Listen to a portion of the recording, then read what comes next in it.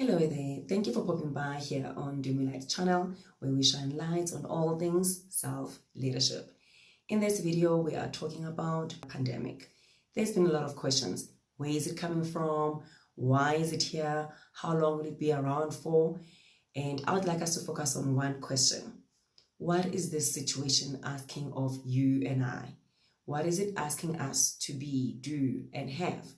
In other words, let's look at the things that are beneath the surface, beneath the warnings, the subtext of the do's and the don'ts. After engaging with all this information, I came to one umbrella conclusion, is that this virus is actually a wake-up call.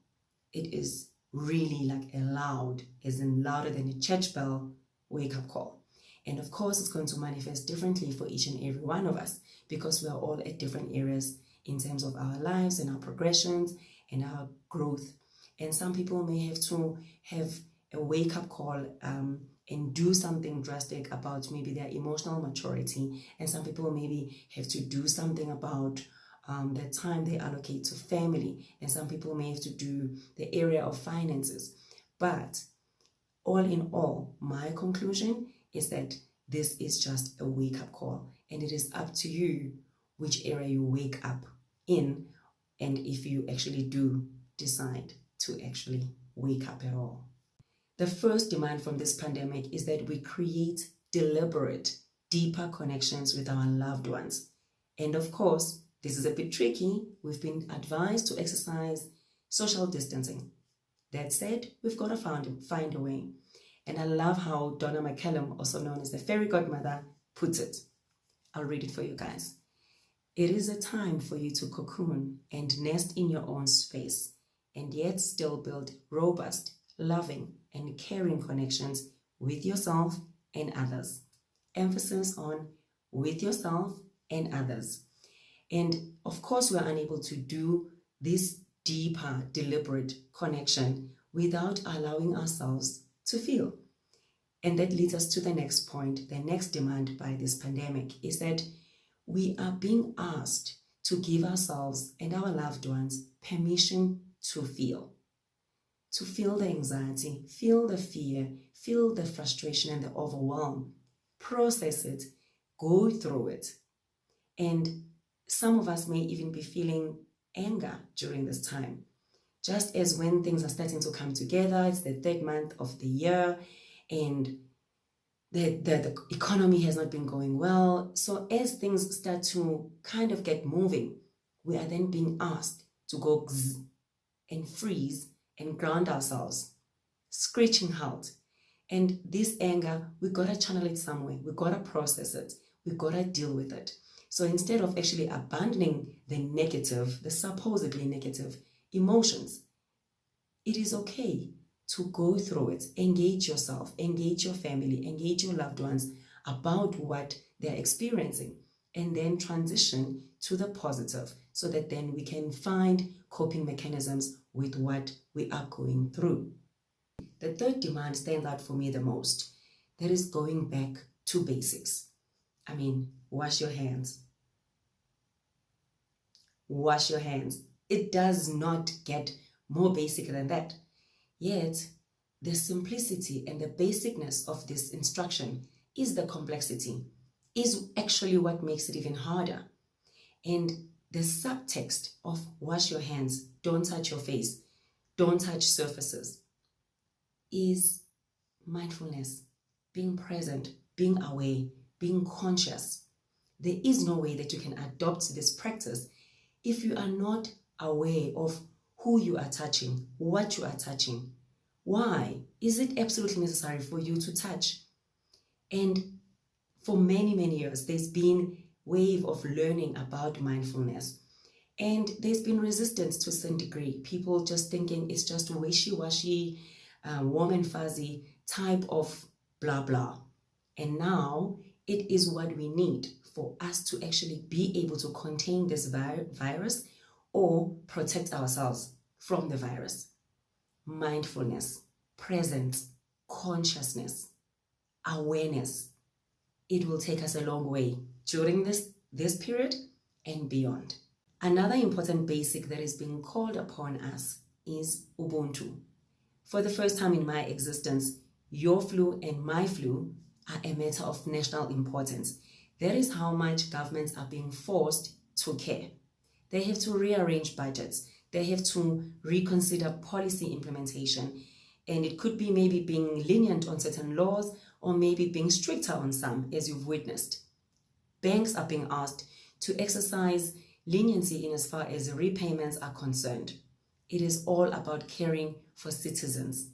And at an individual level, you are also being demanded to exercise Ubuntu, humanity. That is through self-care. Your self-care is not just about you. Self-care equals people care. Self-care equals other people care. In other words, your self-care is in actual fact an act of Ubuntu. Guys, if someone had come to you 6 months ago and said, in 2020, sanitizer and toilet paper will be more newsworthy than gold, would you have believed them? Post it in the comments and I'll be there to engage. The fourth demand is that we be creative and innovative as we are sustaining our lives during this disruption. We have no choice but to explore ways and means of doing life differently. The more creative we are, the more open to the possibilities, the easier it will become. And we have to be agile and just move swiftly as things change. The more adaptable we are, the easier it's going to be for each and every one of us.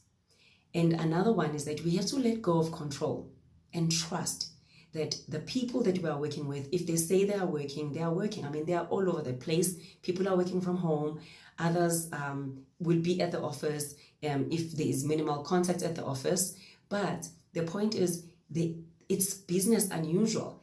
And there is no way that you can be at ease with this process if you are tense about people's ability and people's commitment to the outcome, to their deliverables. So exercising trust will be key during this time. The fifth and final demand on the list is that we have to recognize our vulnerability, which we have as a result of our interconnectedness. What do I mean?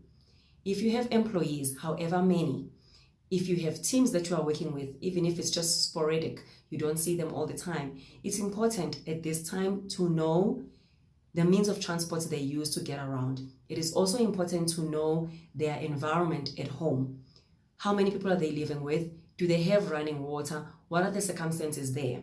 Because if you don't know, how then do you make the call? Who stays home and who comes to work? And at this time, recognizing your vulnerability and coming from a place of love will in essence be beneficial for all concerned and greater society. As I wrap this up, I'd like to give a shout out to a couple of people that have been champions of information during this time. Starting off with Eusebius Makaiser and his team on Radio 702. You guys have been amazing, really covering in depth and all angles of information. Really, really appreciate your work. Thank you so much. And the next one is Dr. Jody Bova. She's an epidemiologist. Oh, I got that right. Epidemiologist. And she basically wrote an article on Facebook that covers the spread, the potential spread of this virus, considering the environment and the settings of our country and the continent. It is worth checking out, and I will be linking it to the description below. And the next one is Donna McCallum, also known as the FairyGodMother. I really appreciate your help in as far as sending out emails to your mailing list, emails of support, as well as support on Facebook. It has been greatly, greatly appreciated.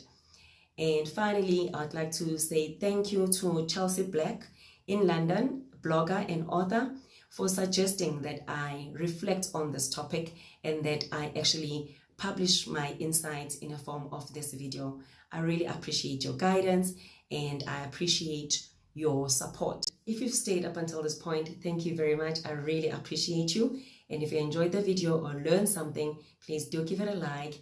And of course, if you'd like to see more of these videos, please do subscribe and hit the bell. Remember, keep shining that authentic light.